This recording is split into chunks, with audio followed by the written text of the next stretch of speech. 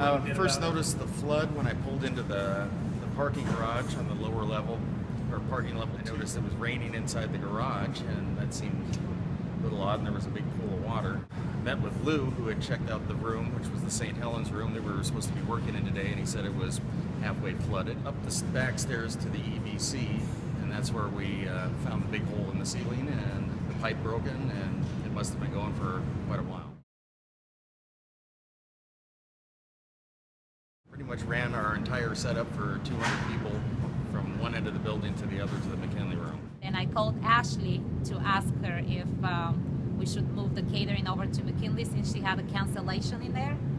So she said that she was on her way and she was going to speak to her client in a few minutes, and that ended up being the decision. And then I walked downstairs and I noticed in our office was flooded also downstairs, and then it went down all the way to P1.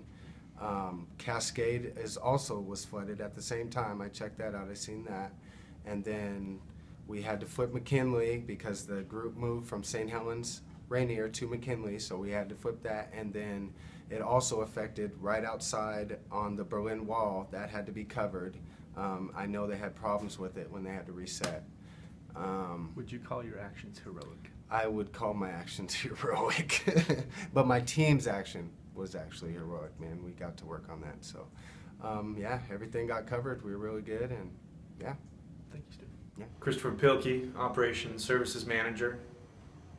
Was awoken by Brigida, 0500 hours. I immediately threw on my clothes and jumped in the car and sped to Building 33, where I immediately saw 3 inches of water in the West Hall around the Berlin Wall. Made sure everybody was okay, and then my attention turned to customer recovery and customer service at that point. Ashley Johnson had it under control, developing a contingency plan, getting all the support teams in line, and transferring materials from West Hall to Grand Entry, and resetting McKinley and rounds.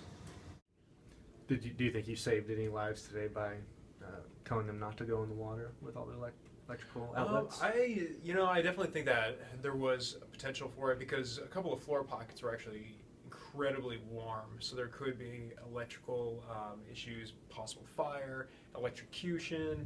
So I think that there could have been some injury that was avoided. Yes. We did. I met with Paige and kind of assured her that we would be able to get all the stuff moved over. We could transition their registration desks and make sure everything was going to be okay.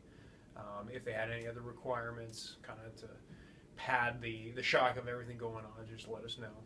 Whatever we can do, we can help. Okay. Well, the actions of the team were heroic.